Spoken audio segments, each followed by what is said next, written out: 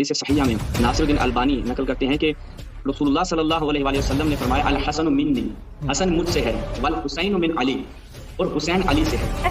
جن سے امام حسن کی صلح تھی ان سے اہل تشیع جو ہے یا شیعہ جو ہے وہ مخالفت کیوں کرتے ہیں؟ اہل بیت سے جو دشمنی رکھتا ہے وہ خدا اور رسول کا دشمن ہے۔ تو ہمارے لیے جو معیار ہے وہ امام حسن مجتبیٰ کی ذات ہے، ہمارے لیے جو معیار ہے وہ رسول اللہ کی ذات ہے، ہمارے لیے جو معیار ہے وہ خداوند متعال کی ذات ہے۔ تو بس جو ان کے مقابل آ جائے گا، ان کے مقابل جو شخص آئے گا وہ ہمارے لیے قطعاً محترم نہیں ہو سکتا، اور جو دشمن امام حسن ہوگا وہ دشمن مکتب اہل بیت ہوگا۔ ٹھیک ہے، تو حسن اور حسین کے غلام ہیں، جن سے حسن نے صلح کر لی ہماری ان سے صلح ہے، اور جس سے حسین نے صلح نہیں کی ہماری اس سے بھی صلح نہیں ہے۔ امام حسن نے امیر معاویہ سے صلح کر لی تو ہم امام حسن کے تابع ہو کر امیر معاویہ کو بھی اپنا امام مانتے ہیں، کیونکہ امام حسن نے صلح کر لی۔ امام حسن نے صلح کیوں کی؟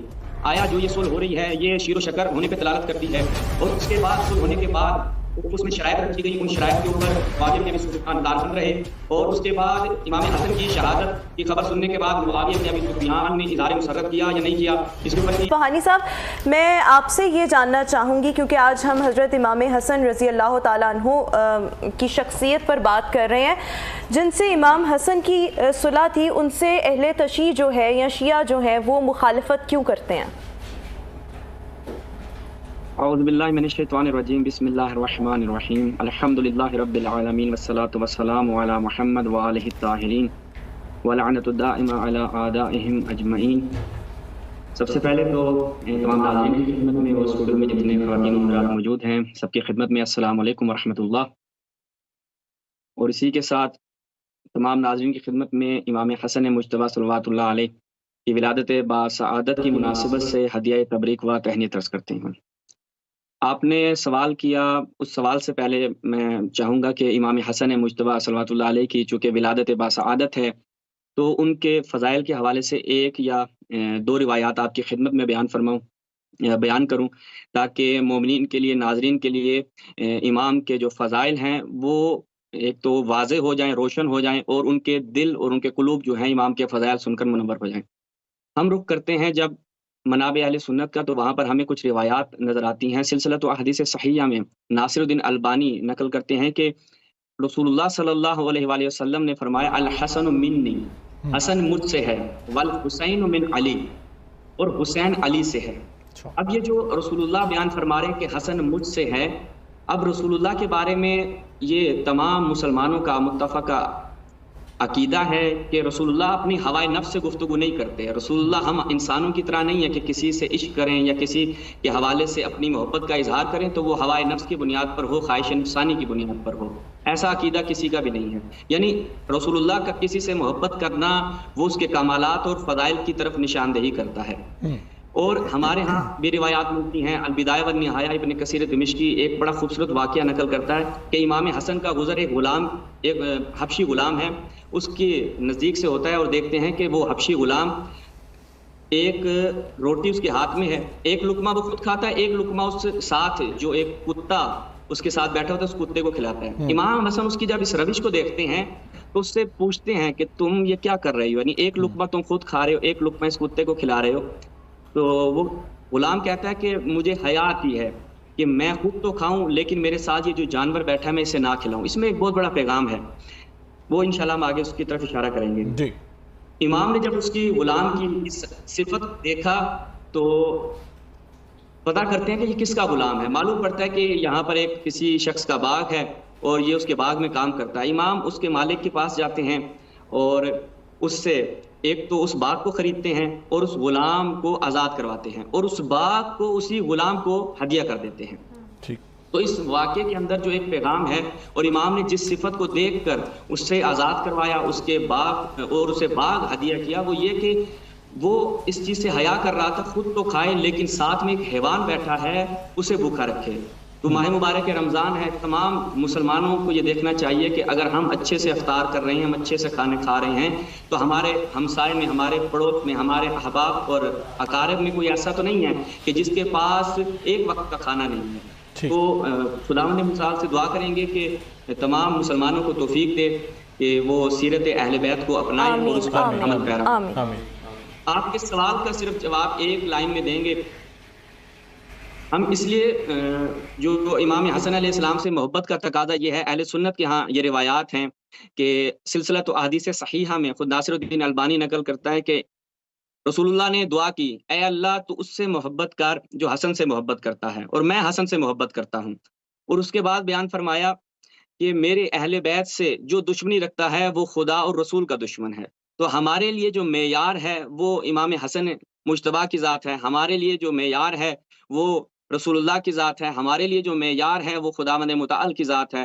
تو پس جو ان کے مقابل آ جائے گا، ان کے مقابل جو شخص آئے گا وہ ہمارے لیے قطعاً محترم نہیں ہو سکتا، اور جو دشمن امام حسن ہوگا وہ دشمن مکتب اہل بیت ہوگا۔ ٹھیک ہے، بات کی جاتی ہے تو اہل سنت جو مصادر ہیں، اہل سنت روایات جب دیکھتے ہیں تو اس میں ہمیں پتہ لگتا ہے کہ حضرت امام حسن نے حضرت امیر معاویہ سے صلح کر لی تھی، تو لیکن اہل تشیع کا بھی موقف آپ نے اصفہانی صاحب سے سنا ہے، تو لیکن جب اگر امام حسن نے صلح کر لی تھی تو ہمیں، کیونکہ رسول اللہ علیہ وسلم کی جو ہم روایت سنتے ہیں کہ آپ نے فرمایا تھا جس سے میرے اہل بیت کی صلح اسے میری محمد کی صلح، جس سے میرے اہل بیت کی جنگ اسے میرے محمد صلی اللہ علیہ وسلم کی جنگ ہے، تو اگر امام حسن نے صلح کر لی تھی تو پھر کیا ہمیں اس کے بعد خاموشی اختیار کرنا اور ان کے موقف کے اوپر کاربندی رہنا چاہیے؟ بسم اللہ والصلاة والسلام علی رسول اللہ وعلی آلہ واصحابہ اجمعین الی یوم الدین۔ ہمارے پاکستان کے ایک بہت نامور عالم دین ڈاکٹر علامہ خالد محمود صاحب جو پی ایچ ڈی مانچسٹر تھے، وہ ایک بڑا خوبصورت جملہ فرماتے تھے کہ بھئی ہم تو حسن و حسین کے غلام ہیں، جن سے حسن نے صلح کر لی ہماری ان سے صلح ہے، اور جس سے حسین نے صلح نہیں کی ہماری اس سے بھی صلح نہیں ہے۔ امام حسن نے امیر معاویہ سے صلح کر لی تو ہم امام حسن کے تابع ہو کر امیر معاویہ کو بھی اپنا امام مانتے ہیں، کیونکہ امام حسن نے صلح کر لی۔ ٹھیک ہے، آگے چل کر امام حسین نے یزید سے صلح نہیں کی تو ہم بھی یزید سے صلح نہیں کرتے، ٹھیک ہے، ہم تو ان کے غلام ہیں۔ بالکل ٹھیک ہے، اور غلام وہی کہلائے گا جو دونوں کی بات پر عمل کرے گا۔ یہ نہیں ہے کہ امام حسن صلح کریں اور ہم کہیں نہیں ہم نہیں صلح کرتے، پھر غلامی کس چیز کی ہے؟ یہ غلامی تو نہیں ہے۔ امام حسین کہتے ہیں کہ میں یزید کو اچھا نہیں سمجھتا، میں اس کے ہاتھ میں ہاتھ نہیں دیتا، میں بیعت نہیں کرتا، لیکن ہم کہیں کہ نہیں یزید اچھا ہے، تو یہ پھر کوئی غلامی تو نہ ہوئی نا۔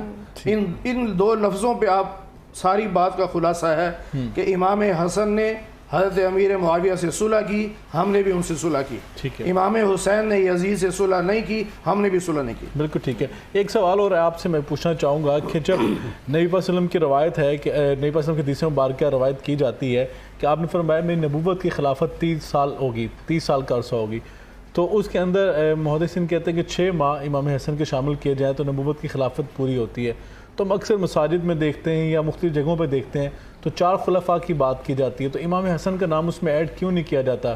کیا اہل سنت سے جان بوجھ کے ایسا کیا جاتا ہے یا اس چیز کے حوالے سے اویئرنیس نہیں ہے؟ کیوں ایسا دیکھنے میں کیوں آتا ہے؟ جبکہ مسجد نبوی کے سین میں دیکھا جائے تو 5 خلفاء کے نام لکھے ہوئے ہیں، ائمہ اہل بیت کے بھی نام لکھے ہوئے ہیں، دیگر اصحاب کے بھی نام لکھے ہوئے ہیں، تو ہماری مساجد میں 4 خلفاء کا نام تو لکھا جاتا ہے، تو امام حسن کا نام کیوں مس کر دیا جاتا ہے؟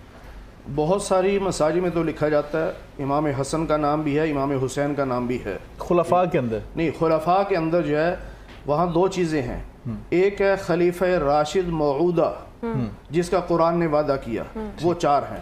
اچھا، ایک ہے خلیفہ راشد، صرف خلیفہ راشد، یعنی قرآن میں اس کا وعدہ نہیں ہے، اس میں حضرت حسن رضی اللہ تعالیٰ بھی آتے ہیں۔ تو وہ نبوت کی خلافت میں نہیں ہے؟ دیکھیں نا، اس میں میں بتاتا ہوں، اہل سنت والجماعت نے جو شرائط لکھی ہے نا خلیفہ راشد کے لیے، اس میں 2 شرطیں بڑی اہم ہیں۔ ایک تو یہ ہے کہ وہ مہاجر ہو، ٹھیک، امام حسن مہاجر نہیں ہے، وہ تو 3 ہجری میں پیدا ہو رہے ہیں، ٹھیک، اور دوسرا یہ ہے کہ وہ خلیفہ راشد اپنی موت تک خلیفہ رہا ہو۔ صحیح، تو امام حسن موت تک خلیفہ نہیں رہے، 6 مہینے کے بعد انہوں نے صلح کر لی تھی، گویا اپنی خلافت حضرت امیر معاویہ کے حوالے کر دی تھی۔ اس وجہ سے خلافت راشدہ کا جب نعرہ لگتا ہے تو اس میں 4 کا نام آتا ہے، ان کا نام اس میں اس لیے نہیں آتا، ایک تو یہ مہاجر نہیں ہے اور دوسرا تا حیات خلیفہ نہیں رہے۔ ٹھیک ہے، اصفہانی صاحب کے پاس جائیں گے۔ اصفہانی صاحب، آپ نے مفتی عبدالشکور حقانی صاحب کا موقع بھی سنا ہے، تو آپ یہ بتائیں کہ ہمارے ہاں تو ہم تو یہ سمجھتے ہیں کہ اہل تشیع کے ہاں پہلے جو 3 خلفاء ہیں ان کو تسلیم نہیں کیا جاتا. اس چیز پہ اختلاف ہے کہ حضرت علی کرم اللہ وجہ الکریم کا شاید حق تھا پہلے. اہل تشیع کے اگر ہم مصادر کی اگر بات کی جائے تو امام حسن کو وہاں پہ خلیفہ مانا جاتا ہے یا امام تصور کیا جاتا ہے؟ اہل تشیع کے ہاں امام حسن کے حوالے سے کیا نظریہ پایا جاتا ہے؟ جی بہت شکریہ. آپ نے جو سوال کیا اس کے پہلے جواب کی طرف آؤں گا اور کچھ مولانا صاحب نے بھی گفتگو کی، میں اس پر بھی کچھ اپنے معروضات پیش کرنا چاہوں گا. ہمارے ہاں خلیفہ، امام، یہ جو ہے وہ الفاظ مختلف ہیں، لیکن امام حسن علیہ السلام کے اوپر خلیفہ کا بھی اطلاق ہوتا ہے، امام کا بھی اطلاق. ہم نے پہلے بھی گزشتہ پروگرام پہ یہ آپ کی خدمت میں عرض کیا تھا، ہمارے ہاں امامت رائی نہیں ہے، مردمی نہیں ہے، لوگ امام نہیں بناتے. امامت ہمارے ہاں منصوص من اللہ ہے، اس کے اوپر ہم سیشن میں گفتگو کرتے ہیں. جی یہاں تک تعلق ہے کہ آپ معاویہ بن سفیان کے متعلق مذہب تشیع جو ہے مکتب اہل بیت کو ان کو قبول نہیں. تو سب سے پہلے ہم ان علماء کی خدمت میں بھی گزارش کریں گے کہ آپ آ کر بات کریں کہ امام حسن نے صلح کیوں کی. آیا جو یہ صلح ہو رہی ہے یہ شیر و شکر ہونے پہ دلالت کرتی ہے، اور اس کے بعد صلح ہونے کے بعد اس میں شرائط رکھی گئی، ان شرائط کے اوپر معاویہ بن ابی سفیان کاربند رہے، اور اس کے بعد امام حسن کی شہادت کی خبر سننے کے بعد معاویہ بن ابی سفیان نے اظہار مسرت کیا یا نہیں کیا، اس کے اوپر بھی گفتگو فرمائیں اگر مناسب سمجھیں. ورنہ انشاءاللہ ہم منابع اور کتب سے، انہی کی کتب سے صحیح سند روایات سے اشارہ کریں گے. یہ وجوہات ہیں کہ جس کی وجہ سے ہم معاویہ بن ابی سفیان کو قطعاً قبول نہیں کرتے. اور اس کے علاوہ یہ جو فرما رہے تھے کہ ہم یزید کو نہیں مانتے چونکہ امام حسین علیہ السلام نے ان کے حوالے سے ان کے خلاف برسر پیکار ہوئے، تو میرا سوال ان علماء کرام سے یہ ہوگا کہ آپ نے ایک طرف تو یہ اپنا قاعدہ رکھا کہ امام حسن نے صلح کر لی تو ہمارے لیے جناب وہ بھی خلیفہ ہو گئے، وہ بھی امام ہو گئے. انہوں نے صلح کی ہے، بیعت نہیں کی تھی کہ وہ ان کے امام بن جائیں اور آپ امت مسلمہ بھی ان کو امام تسلیم کرے. پہلی چیز. دوسرے یہ کہ پھر یزید کو برسر پیکار لانے والا کون تھا؟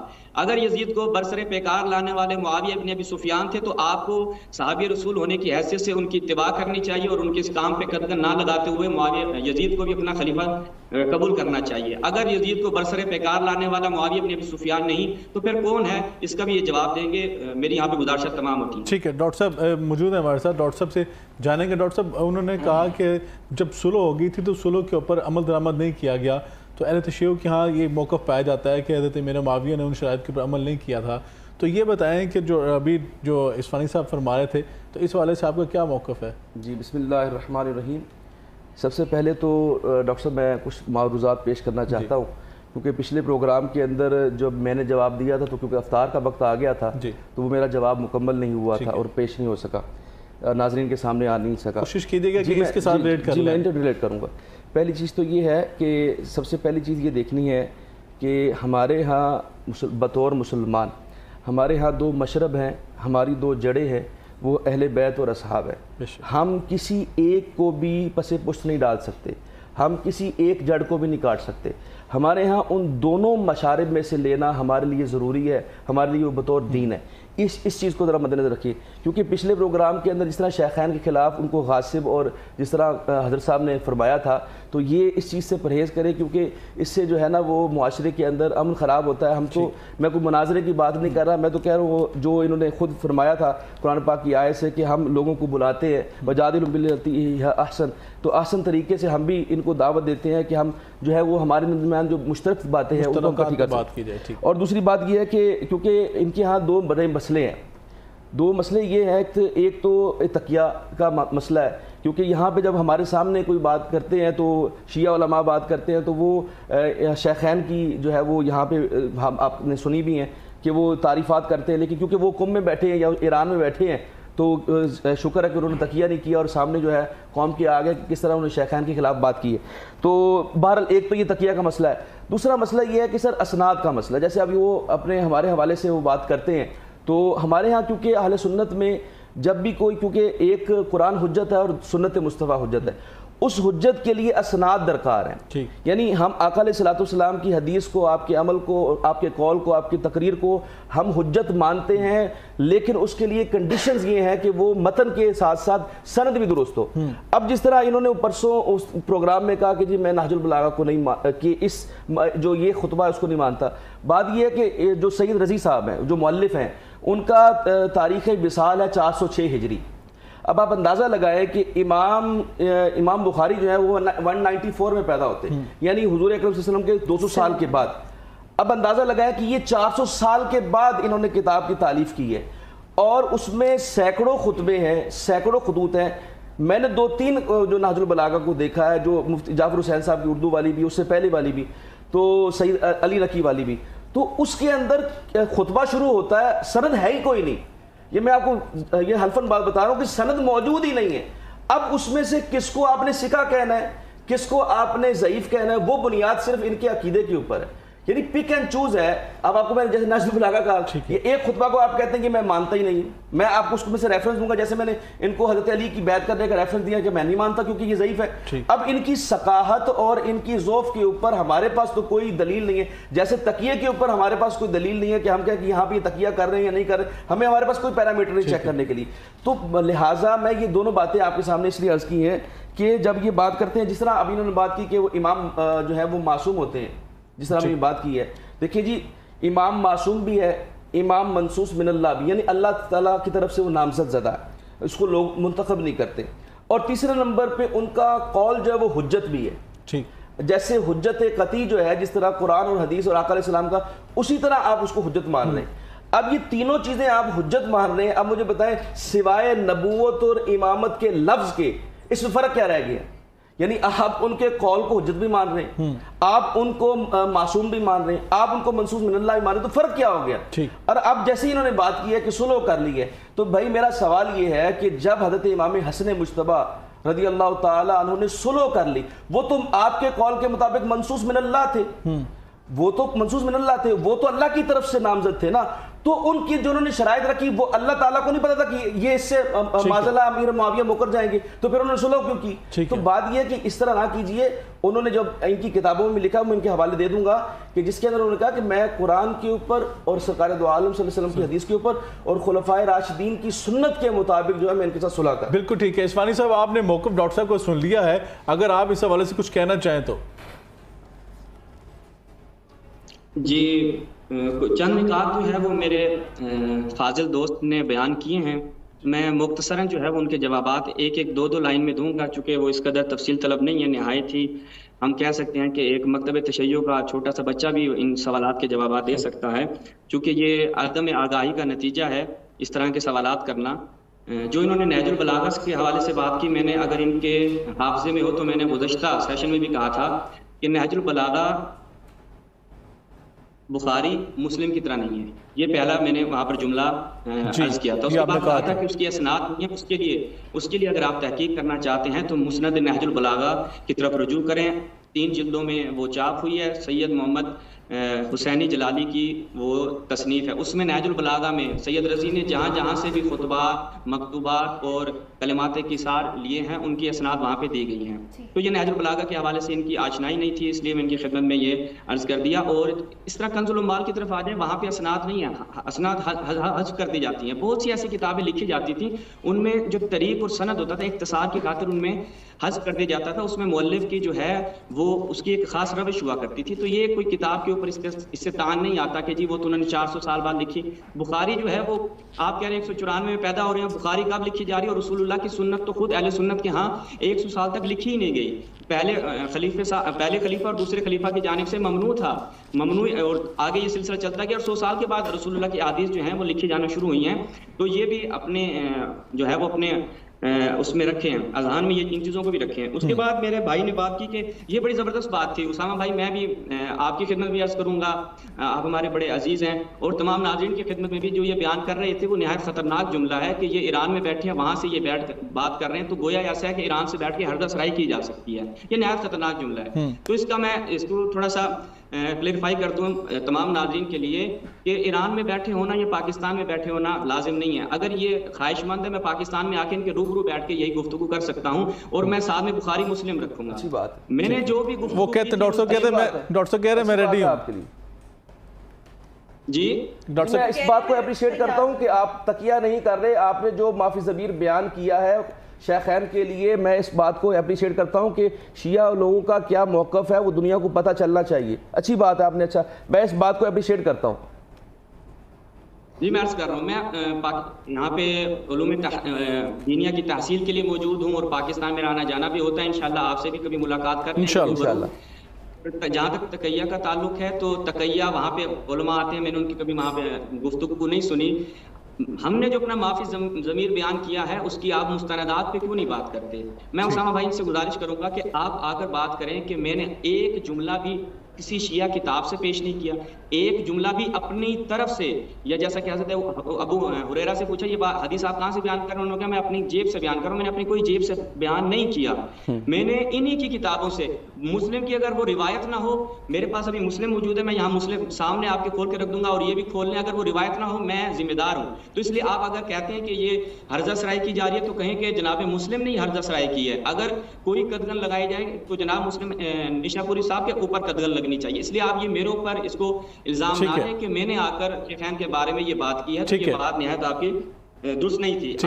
انہوں نے اور بات کی جناب کہ ہم تو صحابہ, اہل بیت اور قرآن ان کی طرف جاتے ہیں. تو ہمارا موقف اس حوالے سے واضح ہے کہ رسول اللہ نے بارہا مقامات پر اپنے آخری وقت میں, اپنے آخری خطبے میں بھی, حجت الوداع میں بھی جس چیز کی طرف امت کو رہنمائی کی وہ ثقلین ہے. ثقلین میں کہیں صحابہ نہیں ہے, ثقلین میں فقط قرآن مجید اور ان کی طرف اہل بیت ہے. تو ہم ان کے پابند ہیں. اور خود یہ آپ کی اپنی کتابیں ہیں, اپنی آپ کی صحیح روایات موجود ہیں. آپ ان سے اگر اعراض کریں, رسول اللہ کی حدیث کو پس پش ڈال دیں, وہ آپ کی مرضی ہے. ہم آپ کو زور زبردستی نہیں کرتے. اور میرا جو اسامہ بھائی سوال تھا اس کا انہوں نے جواب نہیں دیا کہ یزید کو بالآخر آپ خلیفہ کیوں نہیں مان رہے, کیا وجہ ہے آپ کے پاس؟ اس کی کوئی ایک علت بیان. جانے سے پہلے کہا تھا کہ آپ سے پوچھیں کہ پھر یہ یزید کو آپ لوگ پھر خلیفہ کیوں نہیں مانتے؟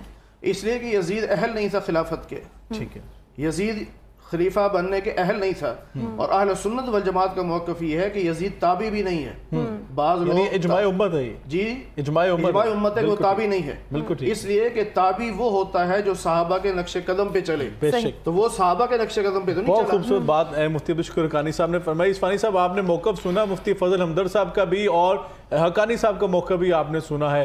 تو یہ حضرت امام حسن نے جب صلح کر لی ہے اور مفتی صاحب بھی فرمایا تھا کہ بیعت کر لی حضرت امیر معاویہ کی, تو پھر اس کے بعد جب انہوں نے کبھی مد مقابل نہیں آنا پسند کیا یا ان کے خلاف دوبارہ نہیں کھڑے ہوئے, تو پھر ہمیں ایک خاموش کیوں نہیں ہو جانا چاہیے؟ کیا ایسے مسائل بیان کرنا اور ایسے مسائل میں الجھنا امت مسلمہ کو تقسیم کرنے کے باعث نہیں ہے؟ ہمیں ایسی شخصیات کو تو سمجھتا ہوں کہ مرکز وحدت بنانا چاہیے. ایسی شخصیات تو ہمارے لیے اتحاد امت کا باعث ہیں. شیعہ سنی فساد جو ہے, فتنہ جو ہم سمجھتے ہیں کہ لڑائی نہیں ہونی چاہیے, آپس میں جنگ و جدال نہیں ہونا چاہیے. اہل بیت طہار اور صحابہ کی جو ذاتیں ہیں, ان کی شخصیات جو ہیں, ان کے اوپر ہمیں اکٹھے ہو جانا چاہیے, امت میں اتحاد کا درس دینا چاہیے. جی اسامہ بھائی بہت شکریہ, اور مفتی صاحب کا بھی شکریہ کہ انہوں نے جواب دیا. تو مفتی صاحب کے میں جواب کے اوپر پھر ایک بہت بڑا سوال یہاں پہ کھڑا ہوتا ہے, اور آپ نے جو بڑا بہترین اشارہ کیا کہ ہمارا کیا فریضہ بنتا ہے, میں اس کے اوپر بھی جواب دوں گا. مفتی صاحب نے کہا کہ یزید اس چیز کا اہل نہیں تھا, تو بس ایک نا اہل کو اور ایک فاسق و فاجر کو منصب خلافت پر بٹھانے والے معاویہ ابن ابی سفیان کا کیا بنے گا؟ اور اس کے بعد شاہ عبدالحق دہلوی صاحب کا کیا بنے گا کہ جنہوں نے جذب القلوب کے اندر یہ روایت صحیح و سند سے نقل کی ہے کہ جناب معاویہ نے اپنی آخری حالت میں یزید کو اپنے پاس بلایا اور کہا کہ تمہارے ساتھ اہل مدینہ کا جو معاملہ ہوگا اس کا علاج فقط مسلم بن عقبہ کر سکتا ہے. اور واقعہ ہررا ہوا, اس میں کتنے صحابہ کی ناموس دری کی گئی, وہ سارے معاملات تاریخ نے رقم کیے ہیں. اور جناب معاویہ ابن ابی سفیان اس واقعہ ہررا میں بھی شامل ہو جائیں گے کہ جو واقعہ ہررا میں کعبہ کے اوپر حملہ ہوا اور جتنے ناموس جو ہے, لیکن اس وقت تو حضرت میرے معاویہ نے تو ان کا ساتھ تو نہیں دیا تھا نا یزید کا. مدینہ کو ہلاک قرار دیا کس کے مشورے سے ہوا؟ میری آواز آ رہی ہے آپ کو؟ جی بالکل آ رہی ہے. میری آواز آ رہی ہے؟ جی تو آپ نے جو یہ مفتی صاحب کا سوال کا جواب ہو گیا. پھر اس میں سوال ہو گیا کہ پھر معاویہ ابن ابی سفیان جن کو آپ صحابی رسول مانتے ہیں اور آپ کہتے ہیں کہ ان صحابہ کی اقتداء کریں آپ جنت میں جائیں گے, تو اس صحابی کی آپ اقتداء کیوں نہیں کر رہے کہ انہوں نے یزید کو خلیفہ بنایا ہے, تو آپ ان صحابی کی اقتداء سے روگردان کیوں ہو رہے ہیں؟ یہ یہاں پہ سوال. اور اب آ جائیں آپ کی بات کی طرف.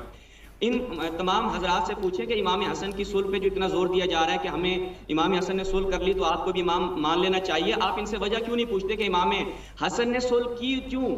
مولوی نافع صاحب اپنی کتاب رحمہ بینہم میں واضح لکھ رہے ہیں کہ امام حسن علیہ السلام نے اس مقام پہ فرمایا جب یہ جو بتا رہے ہیں نا کہ بیعت ہو گئی, بنام نخیلہ نامی مقام انہوں نے لکھا اور کہا کہ اگرچہ یہ خلافت, جملے امام حسن کے سماعت فرمائیے گا, کون امام حسن کے جن کو رسول اللہ نے فرمایا کہ حسن مجھ سے ہے.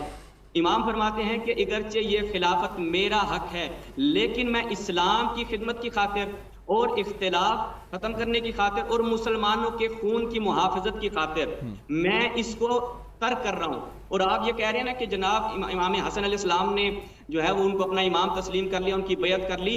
آئیں آپ کو ہم طبقات الکبریٰ کی طرف لے کے چلتے ہیں. یہ روایت پوری اگر یہ پڑھ کے سنا دیں تو ٹھیک ہے, ورنہ میں تو سنا ہی رہا ہوں. جناب امام حسن علیہ السلام کو کہا گیا کہ آپ مشورہ دیا گیا کہ آپ امام حسن کو کہیں کہ جائیں ممبر پر اور لوگوں کو بتائیں کہ میں نے معاویہ کی بیعت کر لی ہے اور اس میں معاویہ ہمارا بڑا فائدہ ہے. فائدہ کیا ہے؟ فائدہ یہ ہے کہ ابھی حسن جو ہے وہ عاجز ہے بات کرنے سے. جب وہ لڑکھڑائے گا اور اس کی گفتگو میں جذابیت نہیں ہوگی, لوگ اس سے ویسے دور ہو جائیں گے. تو معاویہ کہتا ہے نہیں, میں حسن کو جانتا ہوں, اس کے بارے میں رسول نے کہا تھا کہ یہ میرے جیسا ہے اور یہ مجھ سے ہے. یہ جناب معاویہ کے الفاظ ہیں امام حسن کے لیے, اس لیے تم یہ کام نہیں کرو. لیکن عمرو بن عاص و آور وغیرہ اصرار کرتے ہیں کہ نہیں آپ امام حسن کو بھیجیں.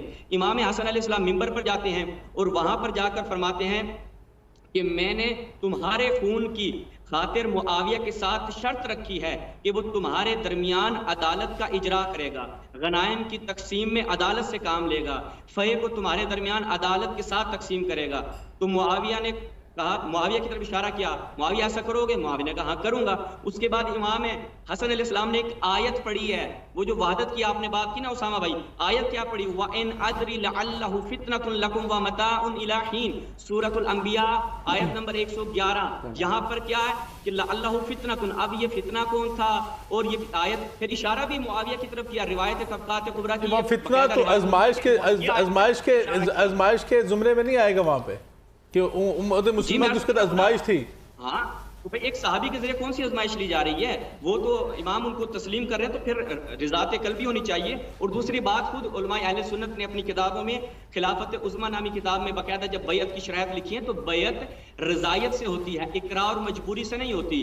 اور وہ بیعت جو اقرار اور مجبوری سے ہو تو پھر جناب طلحہ زبیر کیا کہتے ہیں کہ ہماری صحیح سند روایت مصنف عبد الرزاق اور مصنف ابن ابی شیبہ موجود ہیں, وہ کہتے ہیں کہ ہمارے گردن پہ تلوار رکھی گئی تھی اور علی کی بیعت ہم سے لے لی گئی. وہ بیعت کوئی درست بیعت نہیں تھی, وہ مکرہن ہم سے بیعت لی گئی تھی. وہ بیعت جو اجبار کے ذریعے ہو, اقرار کے ذریعے, وہ بیعت نافذ نہیں ہوتی. تو یہ صلح جو کی گئی یہ مسلمانوں کے خون کی محافظت کے لیے کی گئی.